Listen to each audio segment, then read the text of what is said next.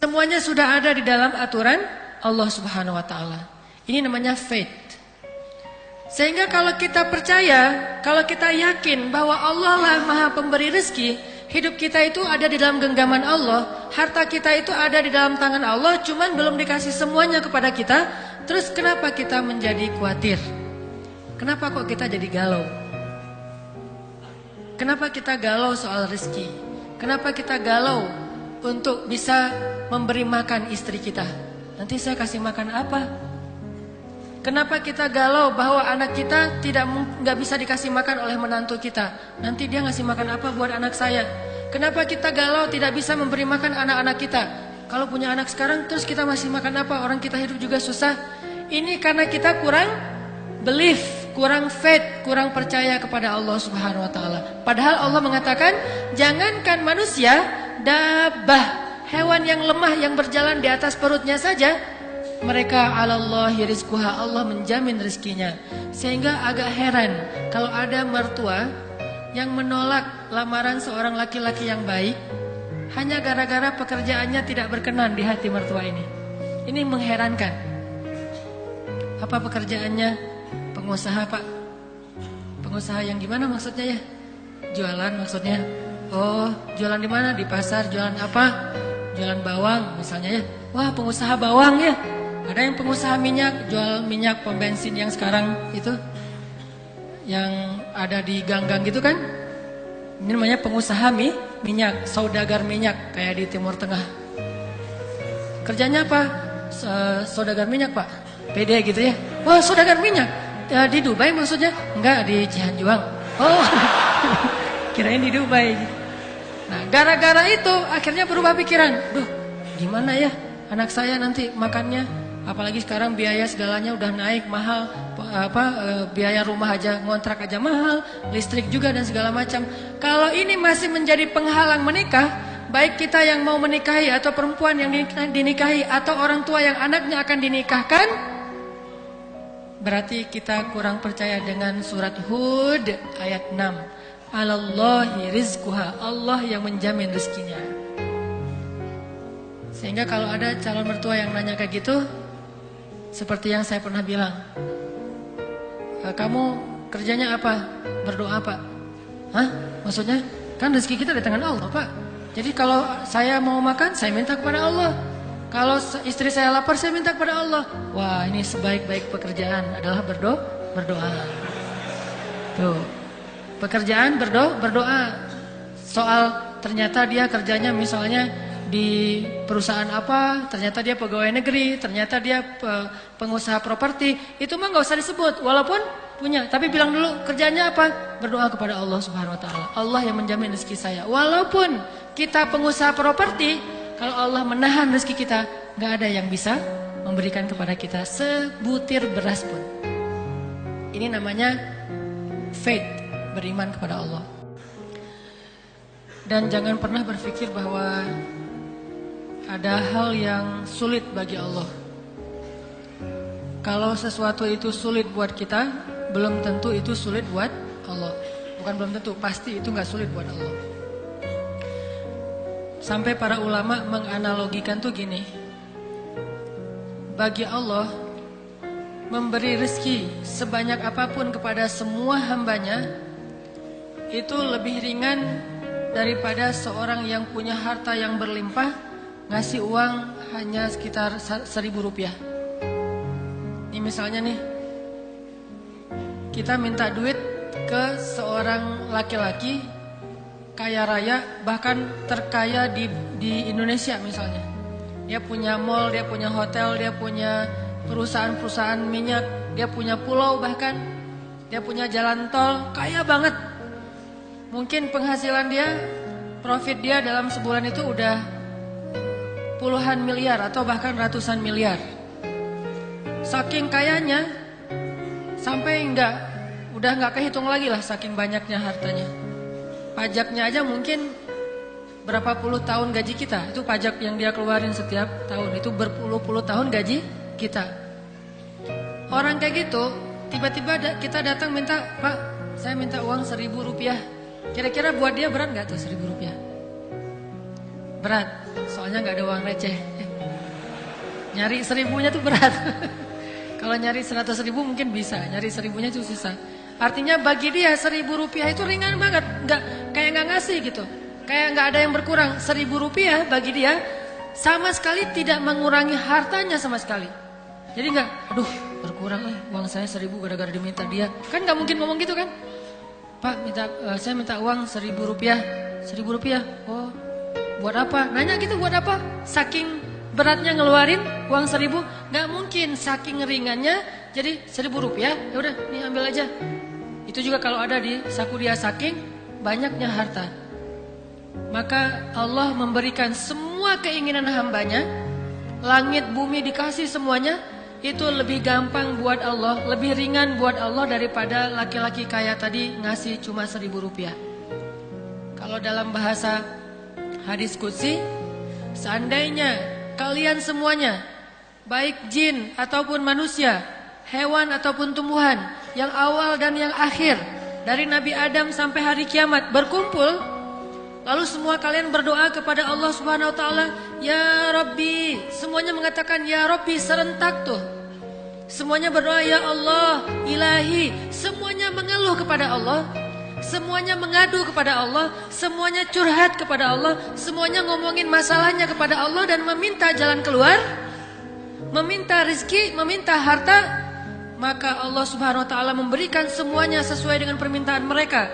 Semua yang Allah berikan itu tidak mengurangi kekayaan Allah, kecuali hanya seolah-olah seperti setetes air dari ujung jarum yang dicelupkan ke laut. Cuma segitu. Saking ringannya Allah menolong hambanya. Semuanya serentak dari ujung bumi sampai ke ujung langit, dari Nabi Adam sampai kepada hari kiamat, manusia dan jin. Minta apapun kepada Allah, Allah kasih. Semua yang diminta dikasih. Itu pun tidak mengurangi harta Allah, kecuali hanya seperti setetes air dari ujung jarum yang dicelupkan ke laut. Sehingga kita nggak boleh sama sekali suudzon kepada Allah. Kita harus yakin bahwa kalau ini karena Allah, udah belajar, mantap nih. Masalahnya cuma satu, mengubah nekat menjadi tawakal, faith, belief. Cuma masalah niatnya, karena apa nih? Bekerja, mencari pekerjaan karena apa? Kalau karena Allah, udah, gak usah khawatir. Kita misalnya belajar karena apa? Karena Allah, gak usah khawatir. Mau dia keluar negeri, mau di dalam negeri, mau di kutub, pokoknya kalau karena Allah, udah, Allah yang menjamin. Siapa yang melakukan sesuatu dengan nama Allah, maka Allah terlibat di dalamnya. Dan Allah sebaik-baik yang terlibat di dalam satu urusan. Libatin Allah. Sudah seberapa dalam kita melibatkan Allah dalam urusan kita? Sudah seberapa dalam kita melibatkan Allah dalam pernikahan kita? Apakah kita melibatkan Allah hanya ketika mencari jodoh, setelah menikah tidak lagi melibatkan Allah? Sudah seberapa dalam? Karena kalau kita melibatkan Allah, pasti Allah Subhanahu wa taala akan memperlihatkan kepada kita hal-hal yang mustahil bisa menjadi kenyataan. Kalau saya renung-renungkan ya, saya ini sebetulnya termasuk orang yang beruntung nikah sama istri saya. Kalau dia nggak tahu untung apa rugi gitu nikah sama saya. Kalau saya mah beruntung nikah sama dia. Dan saya mah ngomong gini orangnya ada soalnya. Gak jujur ya. Hai. Kepada istri saya yang di belakang. Nih, saya tuh ngerasa beruntung nikah sama dia. Kenapa? Setelah nikah saya baru nanya-nanya. Kayaknya saya banding-bandingin kita nih gak sekufu, gak selevel. Dia mah oriental banget, cewek Korea gitu yang berhijab. Saya mah orang Madagaskar yang dipakein sorban ya. Soalnya keturunan orang tua saya itu campuran antara Afrika sama India. Kan orang Aceh mah campuran. Ada yang matanya biru gitu yang di daerah Melaboh, Aceh Barat, itu Portugis. Ada yang murni Arab banget. Kalau saya perhatiin ayah saya, kakek saya nih kayaknya ada yang mirip India, ada yang mirip Afrika. Jadilah ini campuran antara benua Afrika sama orang-orang India.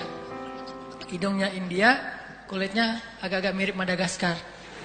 Makanya pas di Mesir, teman yang paling banyak dari Afrika yang soulmate-an sama saya itu Madagaskar sama Kongo.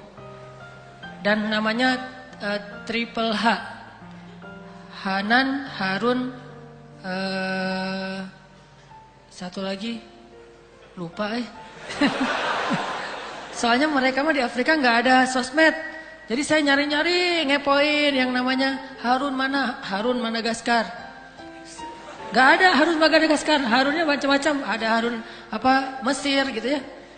Yang keluar banyak tuh malah Nabi Harun, kisah-kisah Nabi Harun. Wah, kan ini nih cara carinya Harun Madagaskar. Oh, Hasan satu lagi, Kongo. Dia kalau memperkenalkan diri, Hasan Kongoi Demokratia, kata dia. Pakai bahasa Perancis, karena orang Kongo bahasanya Perancis.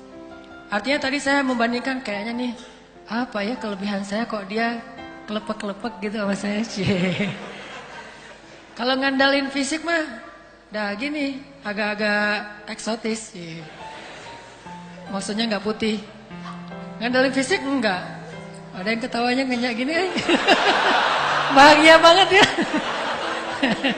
Bahagia gitu ketawanya. Nah, terus pas udah nikah saya nanya, emang kamu ngelihat saya apanya? Kalau ustadz kan bukan kriteria yang paling ini gitu ya. Karena banyak juga yang bukan ustadz tapi orang soleh. Ustadz juga belum tentu soleh. Kalau kata dia sih ini jujurnya, kamu mah bukan kriteria saya. Wah itu mah paling kamu bukan kriteria saya. Loh, terus kenapa diterima? Banyak alasan. Satu, saya takut dengan orang Sumatera cenah. Soalnya kasar-kasar. Kalau ngomong to the point, belak-belakan gitu. Kan saya mah udah lama di Bandung. Bahasa Sunda juga udah bisa walaupun gak berani ditampilkan, pakai bahasa tulis aja. Oh, terus alasan kedua kenapa? Kok gak kriteria dia banget? Pertama orang Sumatera. Kedua, mungkin takut juga dengan ustadz. Tahu kan kenapa? Nah itu. Wah kamu ustadz. Kalau ustadz mah kan banyak yang percaya. Ustadz mah insya Allah soleh. Semuanya pengen sama ustadz kan jadi bahaya kan ya. Lebih rawan lah gitu ya. Ditambah lagi dalilnya banyak. Surat An-Nisa ayat kedua tuh. Susah ustadz nih. Bukan kriterianya banget. Ustadz lagi yang kedua. Yang ketiga apa? Yang ketiga mungkin masalah usia juga gitu. Terus apalagi lah beberapa kriteria. Banyak ternyata lama-lama. Terus kalau saya nggak kriteria kamu banget, terus kenapa mau diterima? Bahkan udah banyak yang datang ke dia itu ditolak. Pas saya kepoin yang datang, namanya siapa? Saya ingat langsung cari Instagramnya. Pengen ngebanding-bandingin gitu. Saya apakah lelaki juara atau enggak gitu. Nyari Instagramnya. Pas lihat, wah keren juga nih yang datangnya. Ya, rata-rata yang datangnya putih-putih. Mungkin saya yang unik kali ya. Biasa, kalau putih mah biasa. Jadi yang eksotis mah jarang. Mungkin saya karena unik, eksotis, jadi keterima. Saya ngeliat, wah lebih keren dari saya. Secara pekerjaan lebih mapan dari saya. Kemudian secara keturunan juga kayaknya nyambung nih sama-sama orang Sunda. Kalau mau ngabodor, here itu nyambung gitu. Wah kayaknya kok dia nggak ketolak, yang ini ketolak. Ada dokter, ada pengusaha, ada pejabat, ada macam-macam tuh. Kok ketolak semua? Ternyata rahasianya mungkin mereka datang ngandelin semua itu, saya mah datang ngandelin Allah Subhanahu wa taala. Pas saya bilang, jadi sebelum saya datang saya pelet dulu pakai doa. Ya wadud, ya wadud. Gitu ya. Udah langsung apa nih? Tiba-tiba langsung nerima. Pokoknya pakai dalam tanda petik peletnya itu berharap kepada Allah. Yang mustahil aja bisa. Jadi kalau sekarang saya ngerasa kayaknya nih, saya orang yang sangat beruntung bisa ngedapatin cewek Korea yang berhijab, itu gara-gara mungkin menggunakan kuasa langit. Allah Subhanahu wa taala yang membolak-balikan hati, baik hati orangnya atau hati mantannya atau hati orang tuanya. Hati mantannya apa? Biar nggak balik lagi. Udah aja pergi aja deh. Allah balikin hatinya, nggak usah deket-deket loh, gitu. Udah ada hamba gua nih, Hanan Ataki gitu.